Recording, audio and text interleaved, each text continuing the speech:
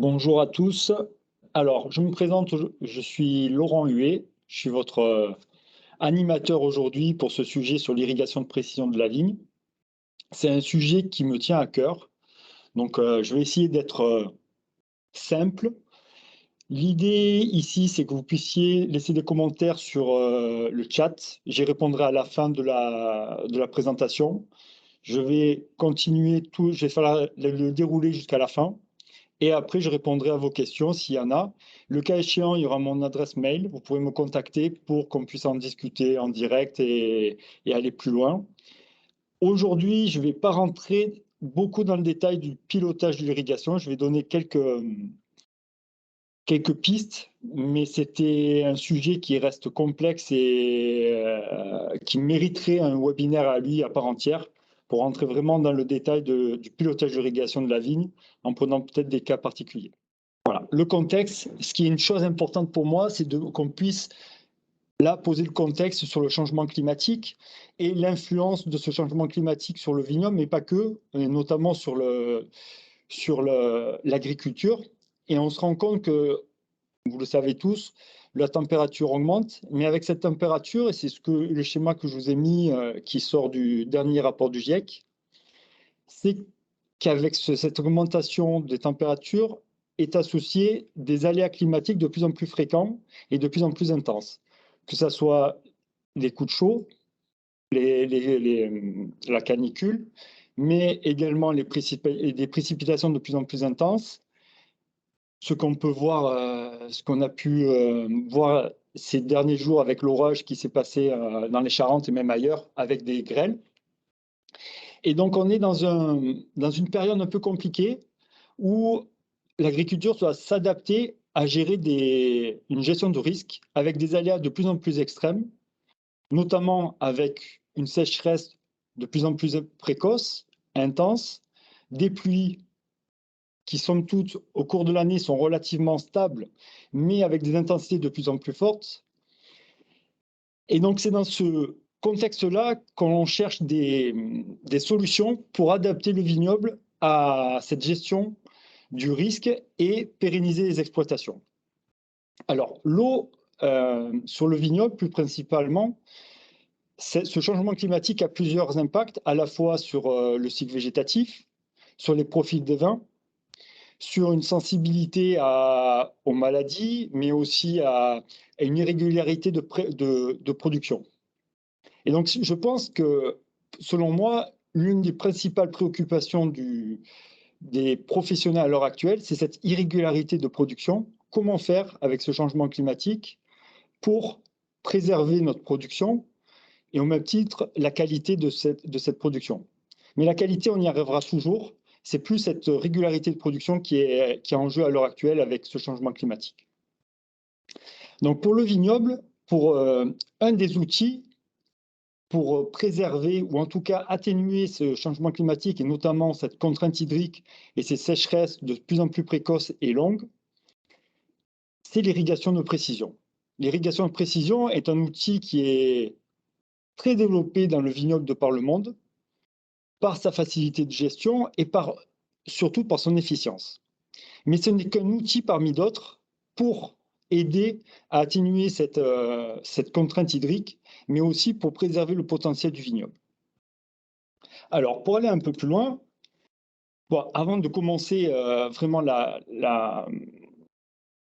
le sujet de notre webinaire aujourd'hui, je vais vous parler rapidement de l'aspect réglementaire parce que quand même, on a une particularité, une singularité au niveau du vignoble français, c'est cette réglementation. L'irrigation est contrôlée et c'est quelque chose qui n'existe pas ailleurs et qui est important de le signaler.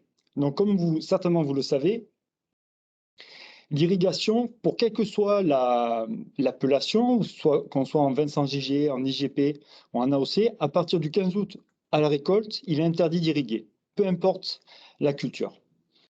En deçà de cette période, il est possible d'irriguer si on est hors appellation. En appellation, on a une autorisation, on peut irriguer de la récolte au 1er mai, mais selon le cahier des charges, si le cahier des charges le permet, on peut irriguer du 1er mai au 15 août. Mais ça, cette demande, elle doit être faite annuellement et elle est valable que pour l'année en cours. Donc ça, c'est un contexte qui est important à poser puisque ça va jouer sur notre pilotage et sur notre gestion de l'irrigation. Aujourd'hui, l'agenda va se dérouler en 3 actes.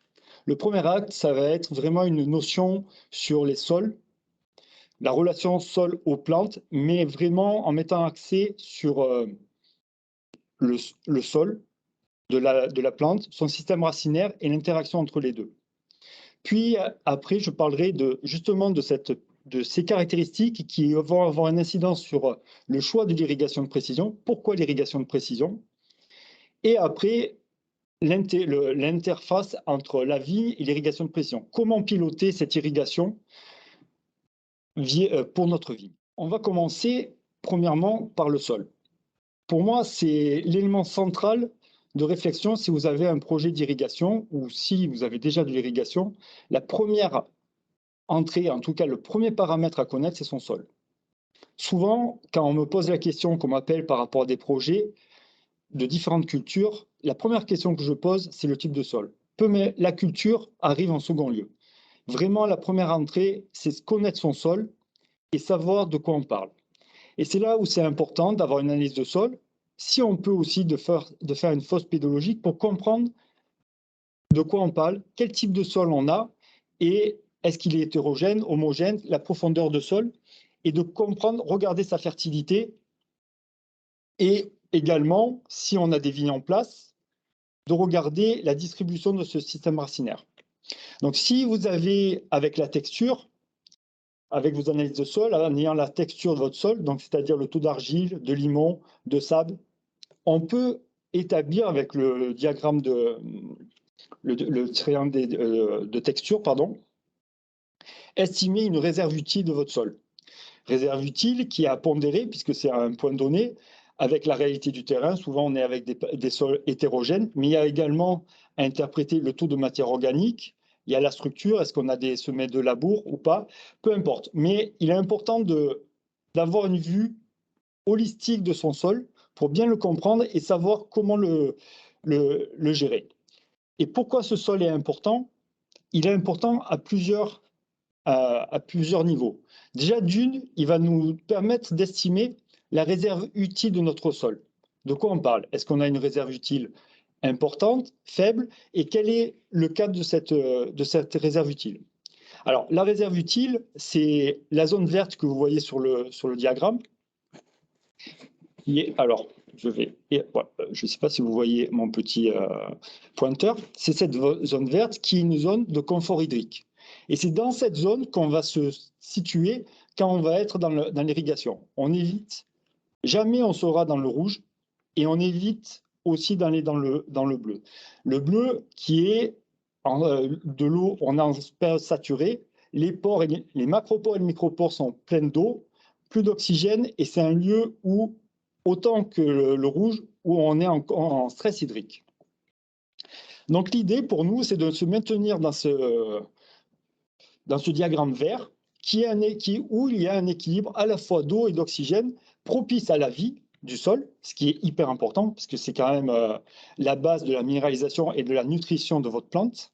Donc une zone propice à la vie du sol, propice au développement de votre système racinaire, et donc propice à la vie de votre plante. Mais comme vous le voyez, en fonction de votre type de sol, alors là, c'est vraiment très déterminé parce que on a les 3 classes, sable, limon, argile. On est toujours un peu pourri entre tout ça.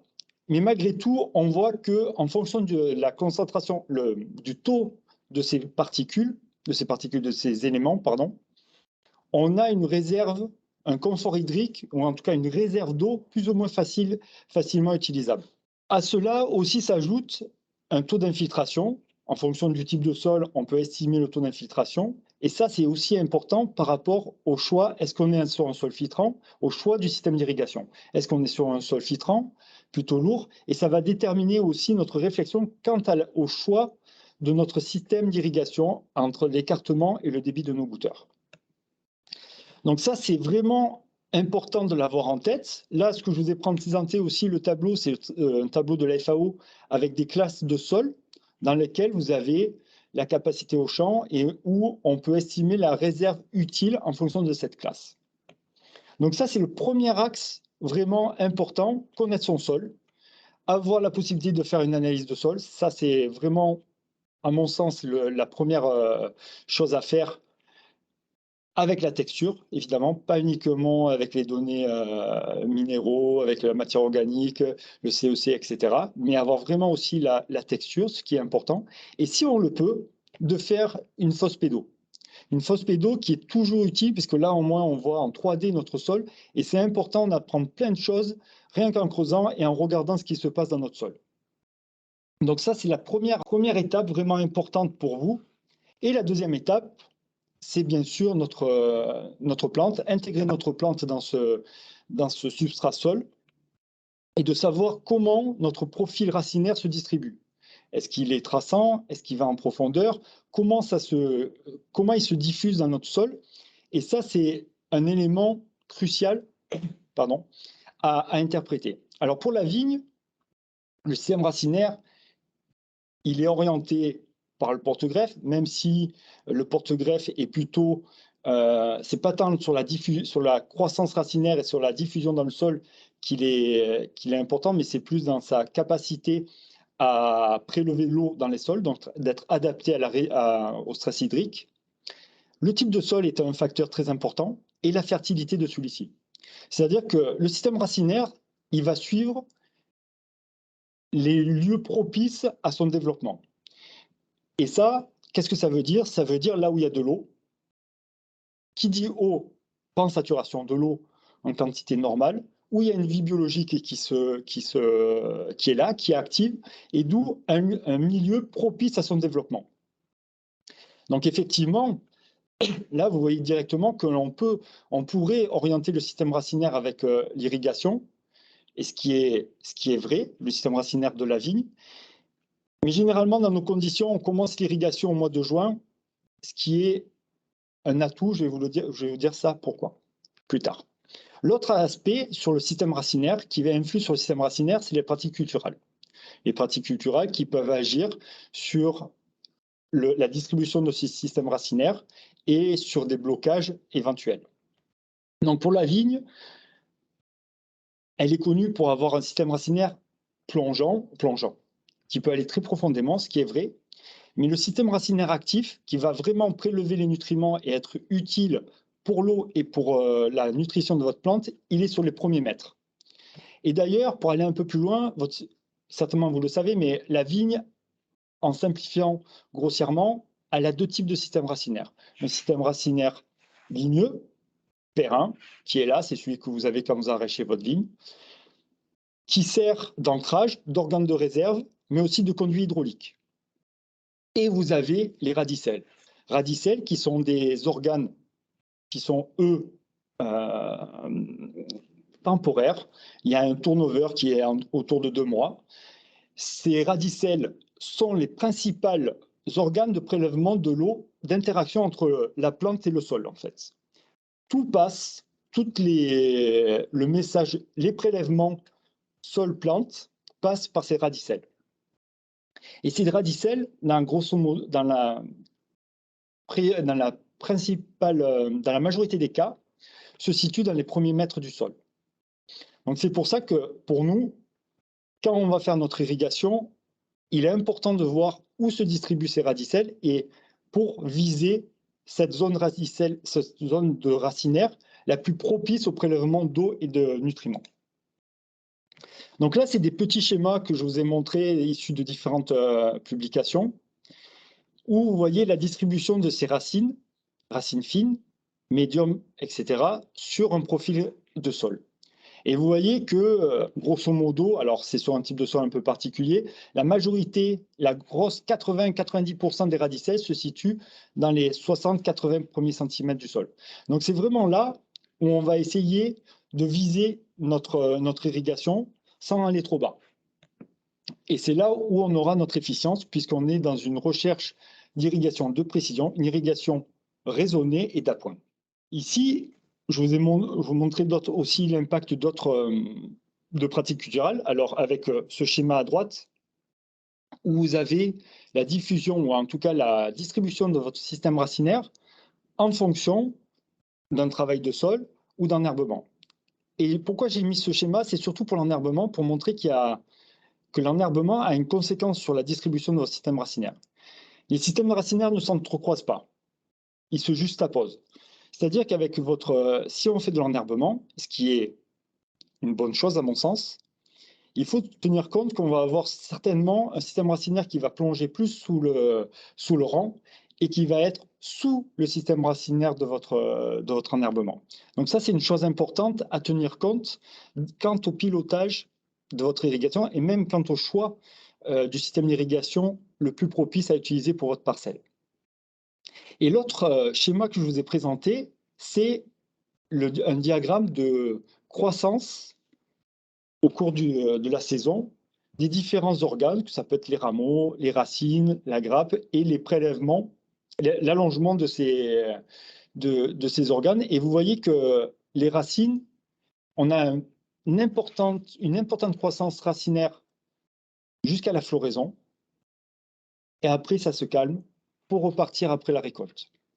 Donc ça, c'est également un point important par rapport à l'orientation du système racinaire, comme je vous le disais précédemment. Dans 90% des cas, à l'heure actuelle, en tout cas, je l'espère encore pour longtemps, on commence l'irrigation après la floraison, bien après la floraison, au moment de la nouaison. Donc on est en dehors de ce développement racinaire qui est, lui, qui s'adapte aux conditions hydriques de son sol, issues de l'hiver et du printemps. Donc ça, c'est quelque chose à avoir en tête qui peut vous aider dans votre pilotage et par rapport à vos critères et à vos caractéristiques de votre vignoble ou de vos clients, par exemple, d'orienter et de comprendre quels sont les risques, même par exemple aussi par rapport au goutte-à-goutte enterré à l'intrusion racinaire. Est-ce qu'on a un risque? Oui, non, et comment le gérer? Alors l'autre point, c'est la relation qu'il y a entre cette plante, le sol et l'eau. Tout est lié. Les deux, le végétal, c'est l'interaction entre va répondre en intégrant à la fois les demandes climatiques, biotiques, abiotiques et les éléments du sol, et va donner une réponse. Donc ça, ce qui est important de voir, c'est que le premier vecteur, ou en tout cas le moteur du flux de sève, du xylème, donc la sève brute du sol vers les organes puits qui sont à la fois la feuille et également la grappe, sont gérés par la transpiration et par la photosynthèse. Donc c'est un élément complexe qui a à bien intégrer, et selon les cépages, on a également la plante s'adapte et gère l'ouverture de ses stomates. Donc stomates, ce sont les spores que vous avez sur la face interne de vos feuilles qui permettent les échanges gazeux eau-oxygène entre l'extérieur et donc qui permettent la photosynthèse et la transpiration de votre plante.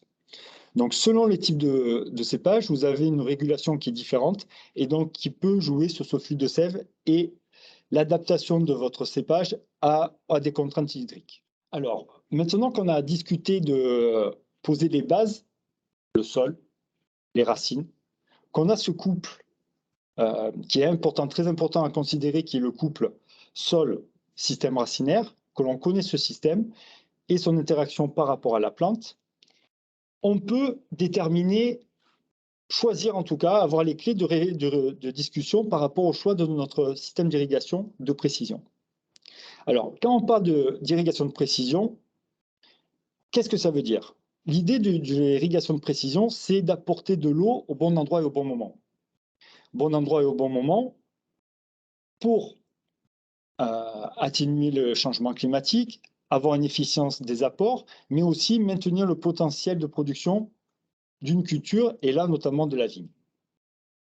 Donc pour ça, il faut pouvoir viser, entre guillemets, il faut pouvoir apporter l'eau au bon endroit au niveau du système racinaire actif, sans pour autant saturer ce sol, puisque si on sature ce sol, pas d'oxygène, difficulté de prélèvement et de minéralisation, donc c'est une contrainte pour la vigne, une contrainte, une stress même pour la vigne, et au bon moment où la plante a besoin de ces éléments, et donc répondre avec précision à ses attentes. Donc pour ça, pour avoir une irrigation de précision optimale, la technique est un support de ce système d'irrigation.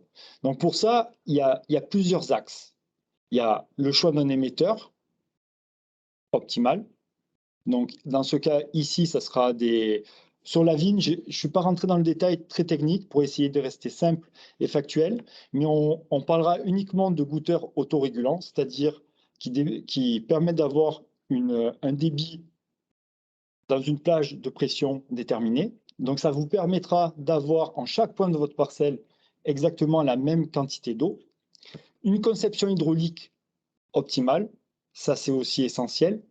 C'est la clé de voûte de la réussite du pilotage futur de votre exploitation pour pouvoir intégrer à la fois vos caractéristiques à vous, caractéristiques opérationnelles, de disponibilité d'eau, de tour d'eau, mais aussi de gestion de votre irrigation. Il y a bien entendu l'installation qui est un élément important, le pilotage qui en découle et la maintenance. Un élément qui est central dans l'irrigation de précision, c'est la maintenance de celui-ci pour le pérenniser le plus longtemps possible. Dans le choix du système d'irrigation, le premier volet, c'est de savoir quel écartement entre nos goutteurs nous allons choisir et le débit de celui-ci. Et ça, c'est directement relié avec le couple racine-sol que l'on a vu précédemment. C'est-à-dire quel type de sol on a. Est-ce qu'on a un sol lourd, médium? Quel est son taux d'infiltration, sa diffusion d'eau dans le sol? Est-ce que c'est un sol léger? Et comment ce système racinaire se diffuse dans ce sol? Est-ce qu'il est un système racinaire est plutôt traçant? Il est en profondeur? Quelle est la profondeur de ce système racinaire? Donc ça, c'est la première étape qu'on a fait déjà au début, et on aura tendance à choisir les goutteurs en fonction de ce type de sol. L'idée avec le goutte à goutte, avec l'irrigation de précision, c'est de créer une tranchée, une continuité le long du goutteur, le long de votre amenée d'eau, et non pas de faire des spots d'irrigation, mais de créer une continuité pour maximiser et toucher le maximum de volume racinaire, de densité racinaire propice pour votre plante. Donc pour la vigne, généralement, on vise 30% du système. On essaye en tout cas d'anticiper pour avoir une surface irriguée d'au moins 30% de la surface totale. Et vous le voyez, en fonction du type de sol, la diffusion de l'eau dans le sol est différente. On a, sur un sol filtrant, on aura tendance à avoir la composante gravitaire qui va prédominer sur la capillarité et du coup sur la diffusion latérale. Et on aura un bulbe plutôt en forme de carotte, si je peux dire ça comme ça. Et sur des sols plus équilibrés, entre guillemets, ou plus lourds, plus argileux, on aura un bulbe plus homogène. Donc en fonction de ça, on va déterminer l'écartement entre nos goutteurs. Et vous imaginez bien que là, dans ce cas de figure-là, si on est sur un sol filtrant, on aura tendance à rapprocher les goutteurs entre eux, donc autour de 50 cm dans le cas de la vie. Et dans le cas d'un sol plus lourd, on mettra tous les mètres. L'idée étant, c'est de créer un volume racinaire impacté, homogène sur toute la tranchée et éviter de perdre de l'eau en profondeur. Alors, l'autre aspect, c'est le bas débit. Le bas débit, ou en tout cas le débit de son système d'irrigation. Alors, chez Netafim, on travaille avec des débits, généralement, 90% des cas, c'est du 1,6 litre, voire maintenant, de plus en plus du 1 litre heure par débit. Pourquoi des débits si faibles, voire même plus faibles également? C'est pour faciliter la diffusion de l'eau dans votre sol, faciliter la diffusion latérale et aussi de maîtriser la structure de votre sol. C'est-à-dire que plus le débit est important localement, vous allez avoir tendance à ce que ça soit l'eau qui bouge le sol et pas le sol qui bouge l'eau. Et c'est ce qu'on cherche. Nous, ce qu'on cherche, c'est que par tension superficielle, par capillarité, ça soit l'eau bouge dans le sol en maintenant les micro et macroporosités de votre sol. Et ce qui va aboutir à quoi? À donner un équilibre eau-oxygène propice au développement de vos racines et de vos radicelles. Donc ce bas débit, il est vraiment important pour un aspect agronomique et d'efficience d'irrigation et de développement de ces radicelles qui sont, elles, comme je vous l'ai dit, le moteur de l'absorption racinaire. Et donc là, comme vous le voyez, sous un goutteur, vous avez une densité racinaire de radicelles très intense parce qu'on a maîtrisé cet équilibre, cette aération du sol, propice à la fois au développement biologique et à la vie des racines, à l'absorption des racines, à la respiration des racines. Donc ça, c'est un élément important, mais qui est aussi à prendre en compte en fonction de son type de sol. Bien sûr, si on a un type de sol filtrant, on va aussi, en plus d'essayer de rapprocher les goutteurs, on va aussi jouer sur le débit pour faciliter la diffusion latérale de ce bulbe, qui n'est pas forcément toujours évidente. Si on est sur du sable quasi pur, la diffusion va être assez compliquée. Donc on s'adapte en fonction de son type de sol, en fonction de son système racinaire, pour être le plus optimum possible. En vigne, on a grosso modo deux solutions possibles, soit du goutte à goutte aérien, ce que je vous présente là, soit du goutte à goutte enterré. En goutte à goutte aérien, il y a deux solutions, soit on a des crochets longs mis sur le fil porteur, soit des crochets courts que l'on met un peu plus bas sur un fil de fer dédié, avec des crochets bien plus courts qui permet une durabilité et une maintenance moindre au fil des années. Donc l'intérêt du goutte à goutte aérien, c'est sa facilité d'installation, son efficience d'irrigation, mais aussi sa visibilité. Et sa visibilité, on voit ce qui se passe, on voit s'il y a une fuite, etc. Et on peut agir en conséquence. Donc ça, c'est un premier atout. Puis l'autre atout aussi, c'est qu'il est compatible avec tous les types de sols. On peut le mettre à peu près partout. On peut le mettre même partout, sur tout type de sol que vous avez sur vos vignobles. Mais le point négatif, c'est le fait qu'il soit exposé aux aléas climatiques, à la machine à vendanger, à la taille, aux animaux, aux chasseurs, ce qui peut aboutir à quoi? À beaucoup à une hétérogénéité, en tout cas sur les crochets longs, avec un système qui fait un peu la vague, ce qui n'est pas l'idéal, puisque à la base, on a fait tout le dimensionnement hydraulique, tout le choix qu'on a fait en amont, c'est pour avoir une répartition homogène sur l'ensemble de la parcelle. Et dès lors qu'on a ces vagues, ou ces vagues, cet accordéon dans la vigne, on n'a pas une uniformité d'apport optimal. L'autre aspect, c'est les difficultés opérationnelles quand on passe avec la machine. On peut casser et ça demande de la maintenance. Donc ça, c'est une première solution possible qui marche très bien. Il y a effectivement un peu plus de pertes par évaporation, mais ça reste mineur par rapport aux autres systèmes d'irrigation qu'on peut avoir conjointement à ça. Après, on a le goutte à goutte enterré. Alors, goutte à goutte enterré, c'est un système qui est très performant, qui s'adapte à pas mal de situations, mais pas à tous les types de sols. Ça, c'est déjà un premier point. Si vous connaissez votre type de sol, déjà, c'est une première entrée, savoir est-ce que c'est adapté au goutte à goutte enterré ou pas. Donc ça, c'est un point hyper important, d'où l'importance de connaître son sol, sa profondeur et ses caractéristiques. Malgré tout, ce système de goutte à goutte enterré a l'intérêt de viser, d'être au cœur du système racinaire, comme je vous l'ai montré précédemment. On a un système racinaire, en tout cas de radicelle, qui s'est concentré sur les 70 premiers centimètres. Et donc là, on est quasi au cœur de ce système et on ne peut pas être plus près de l'alimentation de notre vigne. Donc c'est vraiment ça l'intérêt de ce goutte à goutte enterré, d'avoir une efficience optimale, d'être discret également et d'avoir une longévité optimale également, puisqu'on a un système qui est hors des conditions extérieures et qui ne devrait pas être détérioré par la taille, par les récoltes, par la récolte, etc.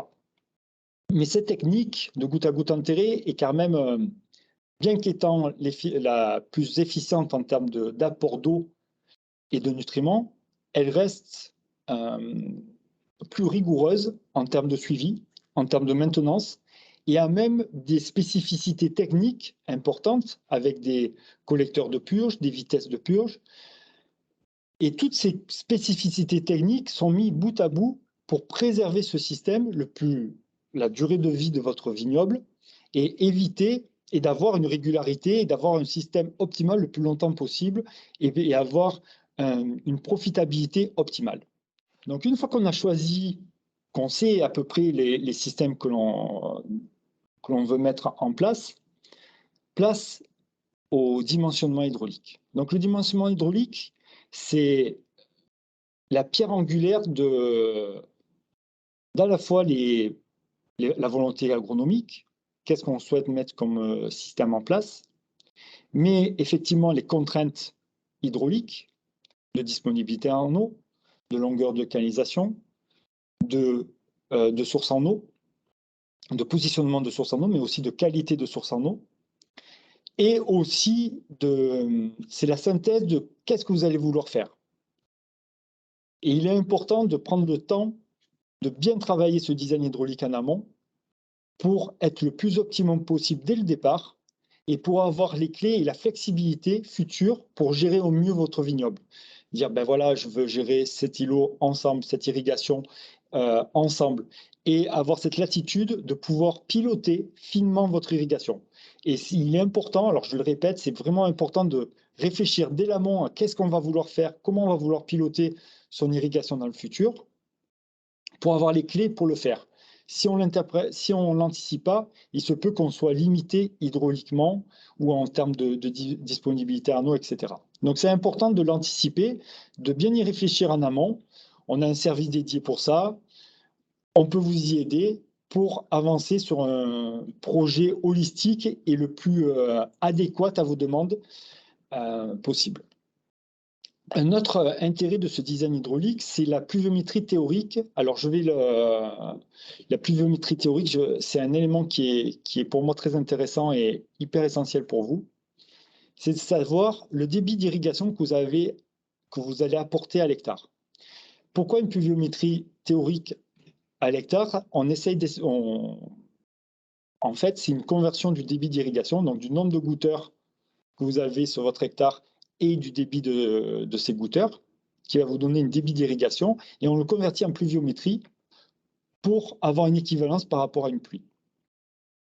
Ça, c'est un élément essentiel dans votre pilotage quand vous allez vouloir apporter pour X millimètres d'eau sur votre parcelle. Cette pluviométrie théorique va vous donner les clés pour vous dire combien de temps il va falloir que je fasse tourner mon système pour garantir ce besoin. Ça, c'est un élément essentiel. Mais l'autre élément essentiel également, c'est comme je vous ai dit précédemment, quand on irrigue avec le goutte à goutte, on n'apporte de l'eau que sur une frange de la surface. Donc j'en parlerai par la suite, mais ça, c'est un élément déjà que je commence à vous parler parce que c'est un élément central. On impacte une frange de la surface et donc la pluviométrie réelle sur cette bande irriguée, elle va être déterminée par la diffusion optimale de votre eau dans votre sol. Généralement, dans la vigne, on vise les 30% de surface irriguée avec nos systèmes. Alors après, une fois qu'on a déterminé tout ça, bon, en même temps que le design hydraulique, il y a un élément central qui va être déterminé, qui est la filtration, qui est le poumon de votre système.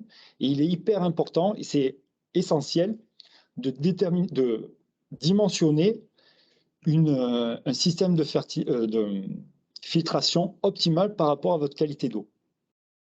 Et en plus, de le maintenir propre. Donc ça, c'est un élément central qui est souvent négligé, qui est par moments négligé et qui peut nuire à la pérennité et à la durabilité de votre système en le bouchant et en vous demandant et en nuisant à cette efficience. Et donc, du coup, vous n'allez pas réussir à piloter correctement votre vignoble parce que votre système commencera à être bouché et l'efficience ne sera pas optimale. Donc, vraiment, la filtration, c'est un élément central de votre installation que vous devez surveiller et maintenir toujours propre à l'optimum pour faciliter la diffusion, le fonctionnement de votre irrigation. L'autre élément aussi important dans votre système d'irrigation de précision, c'est les purges. Les purges qui sont presque essentielles à faire régulièrement en bout de ligne, purger correctement avec une certaine vitesse d'eau et faire ça et nettoyer le réseau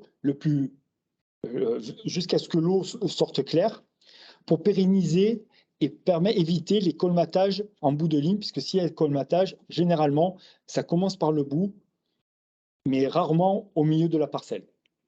Donc ça, c'est un autre outil hyper important, filtration, purge de votre système, mais aussi il y a tout ce qui est passage d'acide.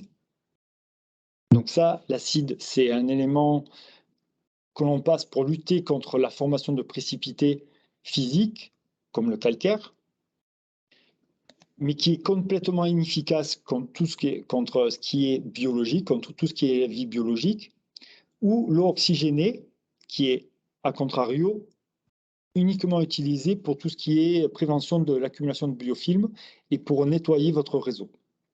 Donc ça, c'est ce passage de produits, d'acide ou d'eau oxygénée est disponible dans un guide de maintenance. Et même, Christophe en a parlé dans un tuto, c'est un élément essentiel à tenir compte en fonction de votre qualité d'eau. Est-ce que j'ai une eau calcaire? Est-ce que j'ai ma source en eau est une source, pas un puits, de l'eau de surface? Est-ce que j'ai des risques de développement d'algues, de biofilms, de bactéries? Comment je gère ça? L'idée étant de préserver son réseau le plus possible. Donc là, on a le cadre agronomique, son sol, on connaît son sol, on a vu la distribution de son système racinaire dans son sol, où c'est qu'il se situe. Là, on connaît notre couple sol-racine. En fonction de ça, on a déterminé une réserve utile adéquate, un système d'irrigation de précision adéquat également pour avoir une distribution efficiente de notre eau. Et maintenant, qu'est-ce qu'on fait avec ça? Comment on utilise ça dans notre vigne pour répondre à nos objectifs de production, qui peuvent être de rendement ou qualitatifs. Donc, le besoin de l'eau de la vigne, c'est l'irrigation, si vous voulez. L'irrigation raisonnée de la vigne ne permet pas d'augmenter le rendement.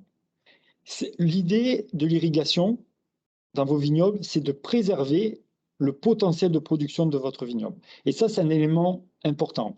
On ne va pas augmenter le rendement, mais on va, avec l'irrigation, préserver ce potentiel de production, à la fois en rendement et en fois à la qualité.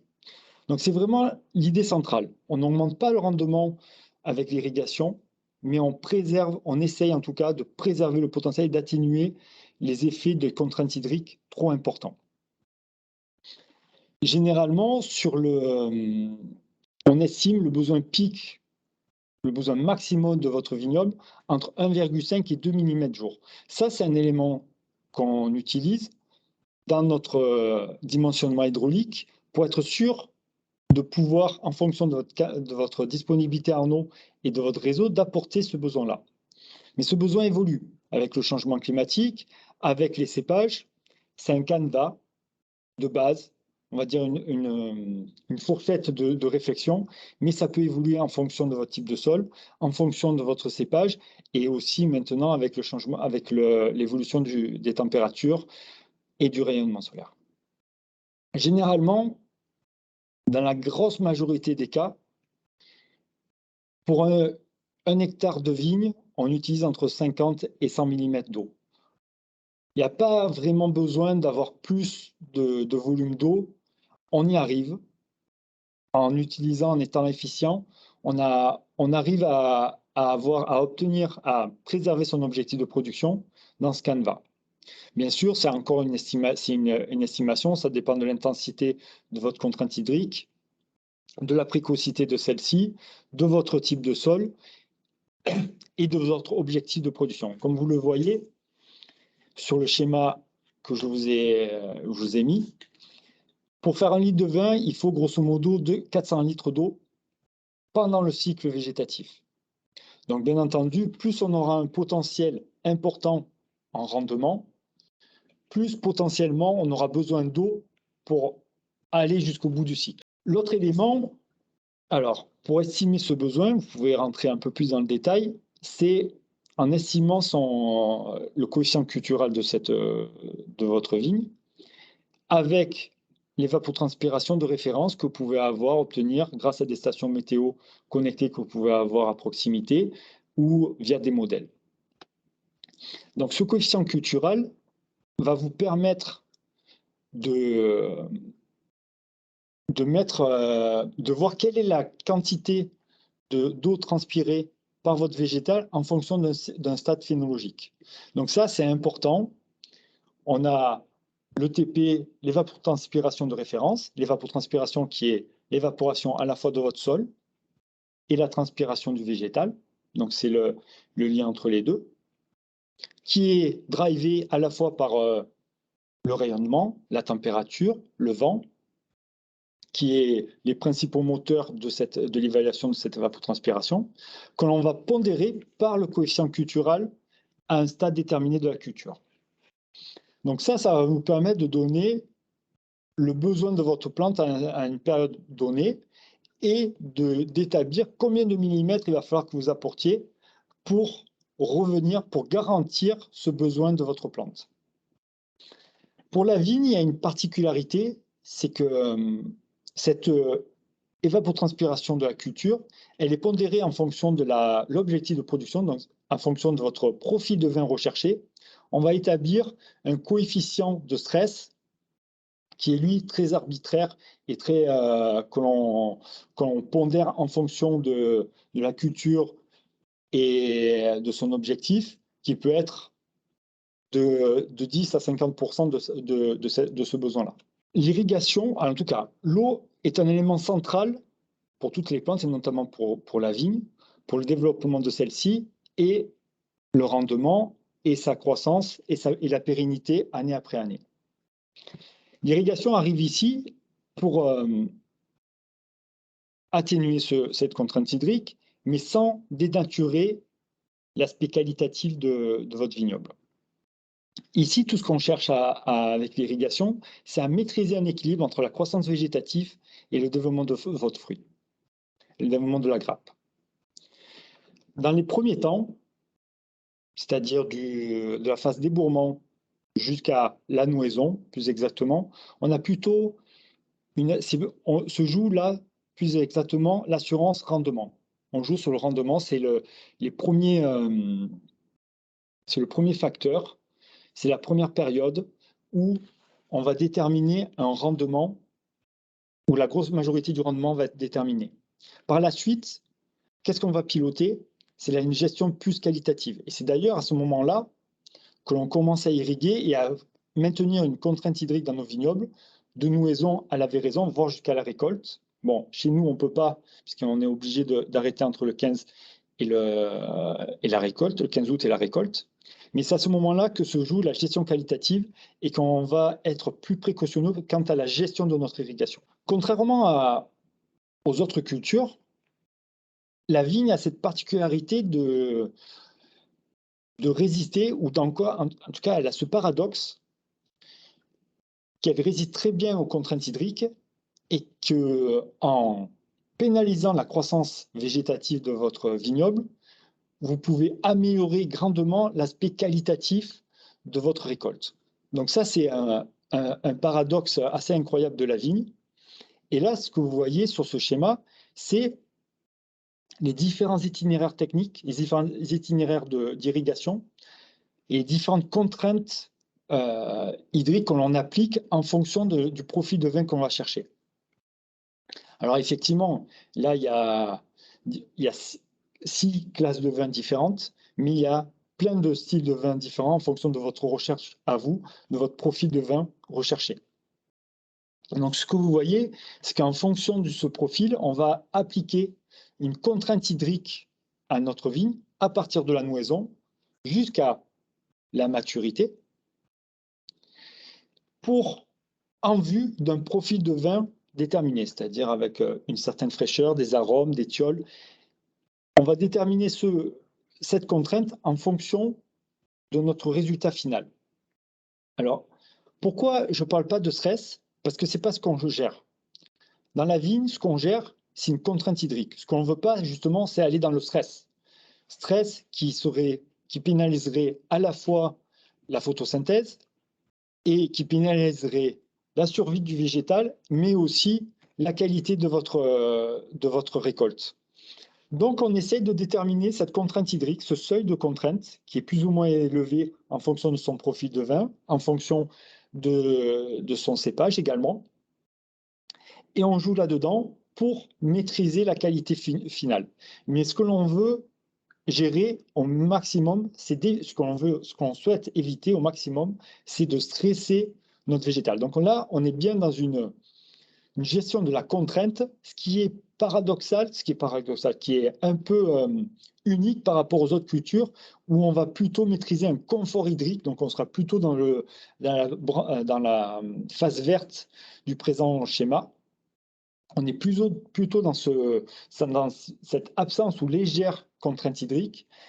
Pour la vigne, on peut descendre beaucoup plus bas sans impacter la qualité future de notre récolte. Donc, je ne vais pas rentrer dans les différentes phases physiologiques, etc., de l'impact de l'irrigation sur votre vignoble et sur la qualité de la baie finale. Mais ce qui est important, il y a trois grandes phases. Il y a une phase de débourrement à la floraison-nouaison, qui est une phase de pas ou peu de contraintes hydriques, où on cherche en tout cas de maintenir, où l'optimum c'est de maintenir une contrainte hydrique limitée, afin de favoriser un débourrement uniforme, une croissance végétative optimale, sans excès, avoir un taux de nouaison optimal et donner déjà le maximum de chances au rendement final. Donc là, on est vraiment dans l'aspect quantitatif, dans cette première phase. Alors généralement, dans la grosse majorité des cas, on n'irrigue pas à ce moment-là. On n'a pas encore suffisamment de contraintes hydriques pour irriguer à ce moment-là, mais dans le futur, avec l'intensité des contraintes hydriques, l'intensité de la sécheresse et la précocité de celle-ci, il se pourrait qu'on arrive à une limite à ces moments-là, et que probablement il y aurait une utilité à apporter de l'eau à ces stades-là pour accompagner le végétal à passer cette contrainte et optimiser le rendement, préserver la production à venir, de l'année en cours, mais aussi de l'année d'après. Après, on a la phase vraiment où on gère l'irrigation à l'heure actuelle, qui est la phase de nouaison à la véraison, voire jusqu'à la récolte, où là, on va appliquer une contrainte hydrique qui va différer en fonction du profil de fin de recherché, du cépage et de l'expérience du producteur. Donc là, c'est vraiment à ce stade-là que va se jouer l'aspect qualitatif et l'expression de votre mou final. Et on va chercher à cet endroit-là un équilibre entre la croissance végétative et le développement de votre fruit.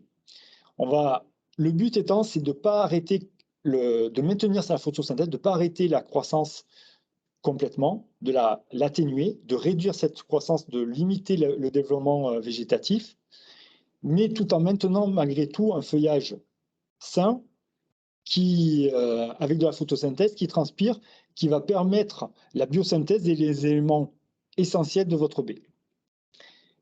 Suite à la récolte, il y a cette phase de post-récolte qui est plutôt une phase où on va tenter de réduire cette contrainte hydrique.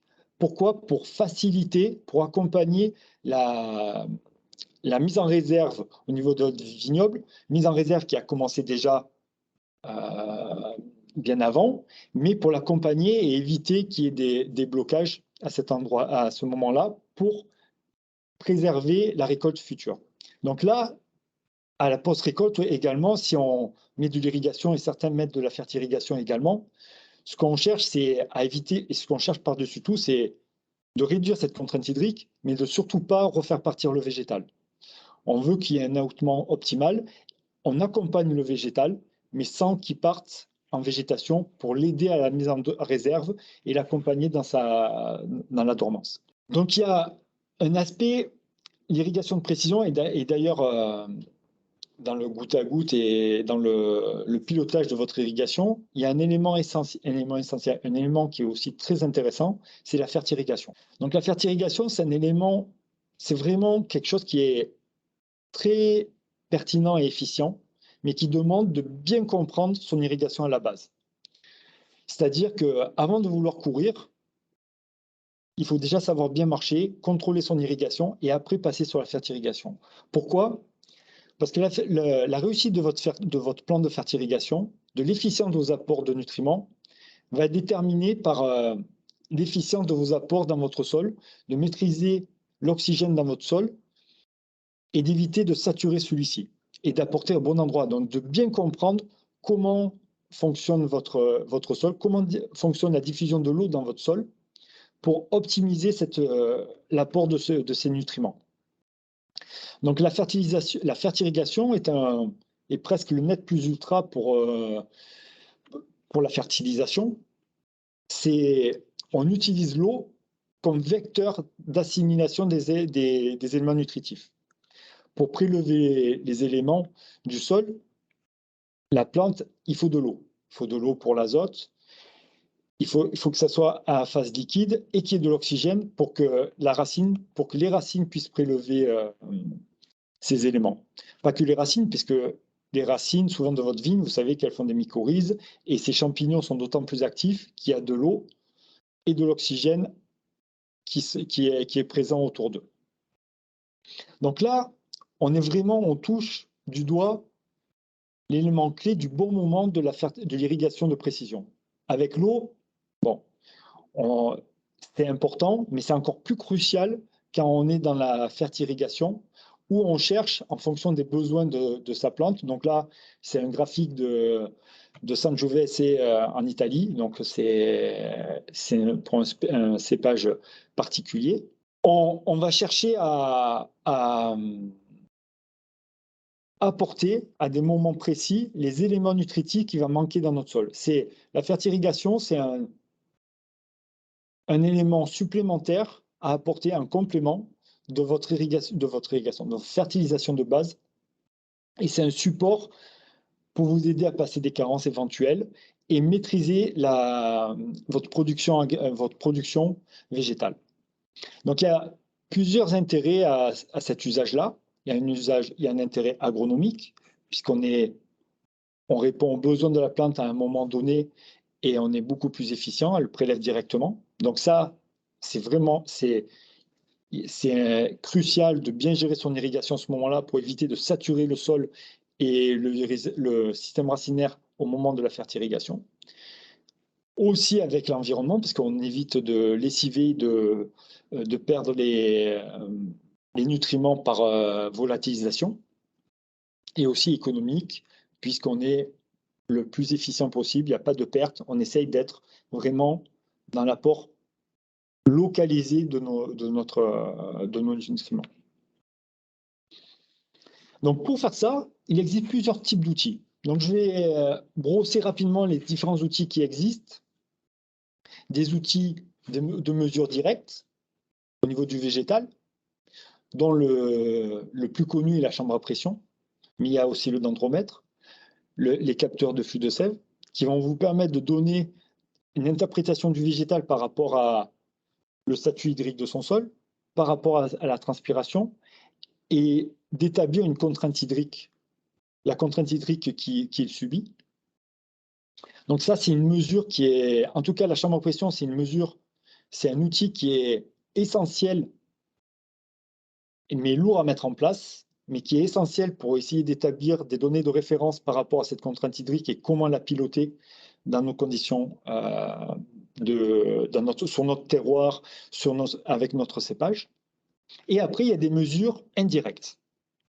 Mesures indirectes qui peuvent être au niveau du sol, notamment avec les sondes d'humidité, qui ont un intérêt pour piloter votre vignoble, mais également pour comprendre la dynamique d'eau dans votre sol, c'est-à-dire pour optimiser les apports d'irrigation. Comment on fait pour apporter, parce qu'on est parti sur des hypothèses de réserve utile, de distribution d'eau, mais après, comment on gère ça le plus finement possible pour être sûr d'être dans une démarche efficiente. Puis il y a des modèles, de nombreux modèles qui existent, qui sont très intéressants, mais tous ces modèles demandent des calibrages. Et donc, ils vont vous demander d'aller sur la parcelle, de suivre qu'est-ce qui se passe avec des chambres à pression pour cadrer et comprendre localement les contraintes de votre vignoble. Les stations météo aussi, qui est un élément aussi qui peut être intéressant pour évaluer les besoins de votre culture, mais qui bien plus largement peut vous aider pour les traitements phyto et pour d'autres éléments. Et même pour le gel, par exemple, pour les alertes gel. Donc voilà, il existe un certain nombre d'outils, notamment, j'allais oublier le contrôle des apex.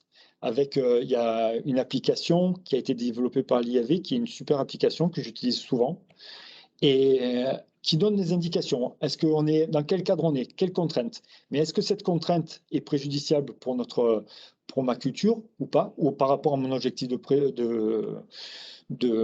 production? C'est à moi de le déterminer. Mais c'est un outil visuel qui a en plus l'intérêt de nous pousser à aller sur les parcelles et de voir ce qui se passe. Et ça, je pense, pour moi, c'est un élément très important de voir visuellement et d'avoir cet aspect de ce retour et ce bon sens agricole qui soit mis en avant. Donc là, tous ces outils de pilotage, en tout cas, vous donnent des brides d'explications par rapport à votre objectif et vous aident dans votre pilotage de votre irrigation et fertirrigation. Alors, je vais parler un peu plus précisément des sondes capacitives, mais ça pourrait être des tensiomètres également. Pourquoi c'est des outils qui sont très intéressants, notamment pour le goutte-à-goutte, pour l'irrigation et le goutte-à-goutte? C'est parce que l'intérêt, c'est de suivre la réserve hydrique de votre sol. Où je me situe. Et pour ça, ces éléments-là sont essentiels de les mettre bien en amont. Si les mettre au mois de juin, et si au mois de juin, c'est beaucoup trop tard. On a déjà loupé une bonne phase du cycle.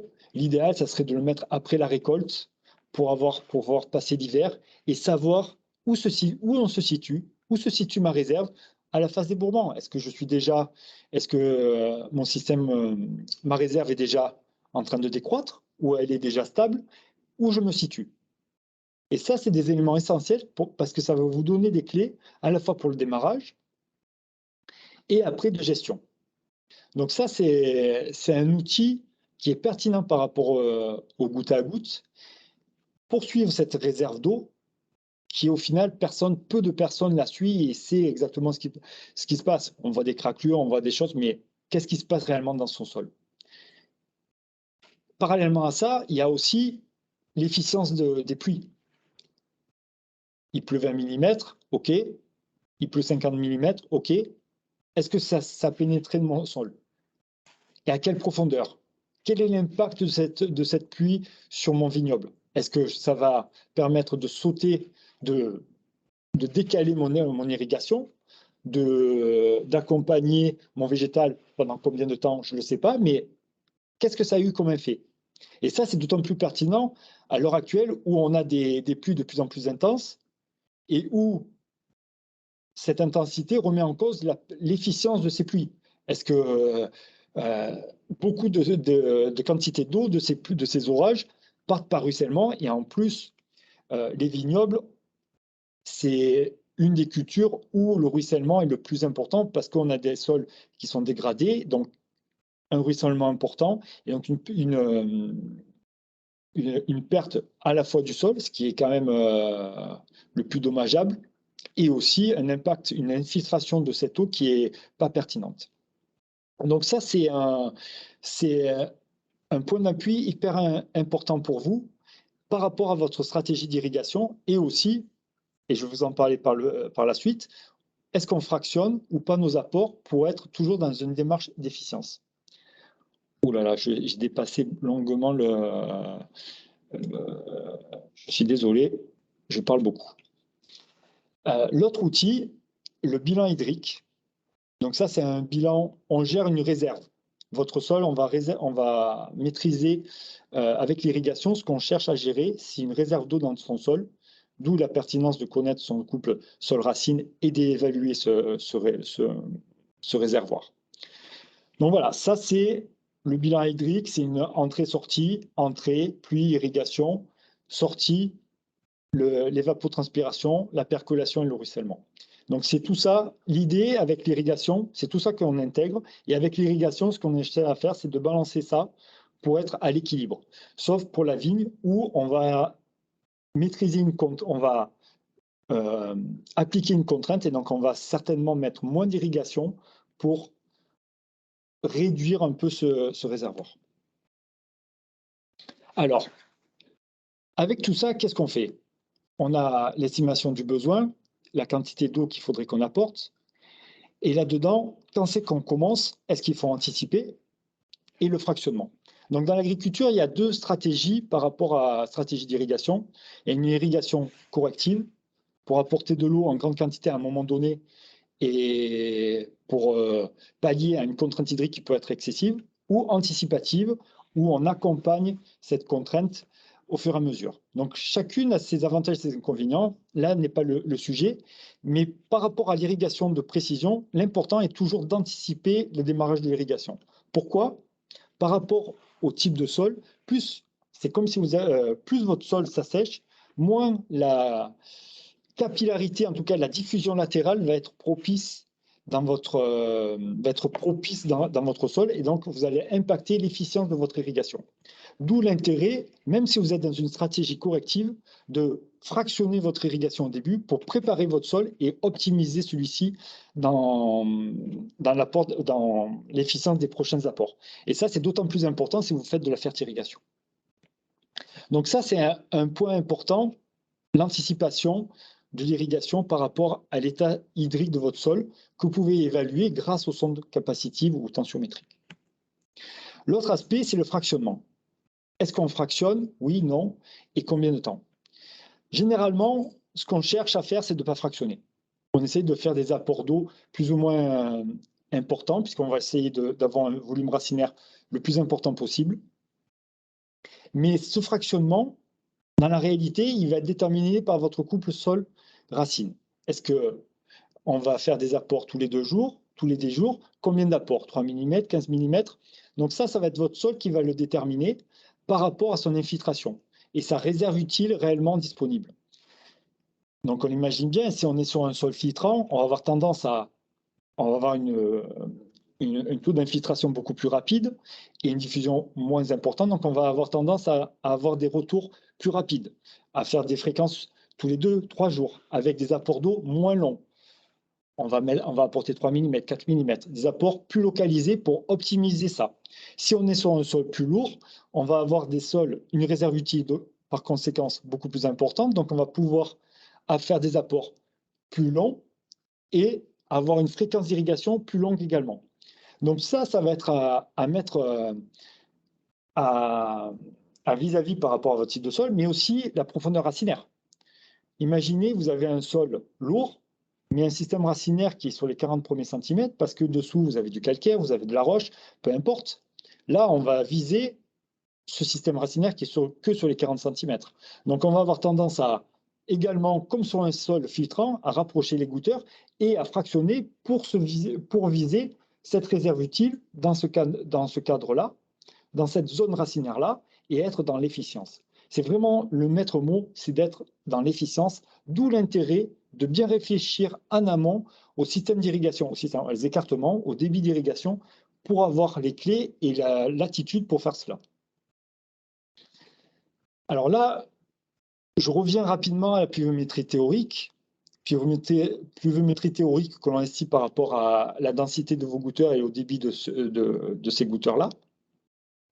Mais ce qui est important aussi, donc ça c'est une pluviométrie qui est à corréler avec le besoin de la plante, ok, mais par rapport au sol, il manque un élément. On est quand même sur de l'irrigation de précision, une irrigation localisée, et comme je vous l'ai dit précédemment, on apporte de l'eau que sur 30% de la surface totale. Donc en réalité, la pluviométrie réelle, sur la vigne, elle est au moins de 3 fois supérieure à la pluviométrie théorique, la pluviométrie que l'on a par rapport aux besoins. Donc ça, c'est un élément essentiel. C'est-à-dire qu'on apporte au niveau de son système d'irrigation beaucoup plus d'eau que ce que l'on pense. Et ça, c'est un élément essentiel à prendre en compte pour éviter de saturer son sol en eau. D'où l'intérêt de connaître, encore une fois, la réserve utile et de fractionner ou pas en fonction de cette réserve utile et de notre débit, de notre pluviométrie réelle d'apport. Prenons l'exemple d'un apport de 15 mm sur la bande irriguée, où on a un sol où on a une belle tranchée humide. En réalité, on apporte 45 mm d'eau sur la bande. 45 mm qui peut être absorbé si on est dans un cas de figure avec un sol lourd, argileux, profond, mais qui est beaucoup plus trop important si on est sur un sol filtrant ou un sol peu profond. Donc c'est là où on va se dire, il faut que j'apporte mes 15 mm. Peut-être que par rapport à mon type de sol, il va falloir que je fractionne pour éviter la percolation et la perte en éléments en eau et en nutriments dans mon sol.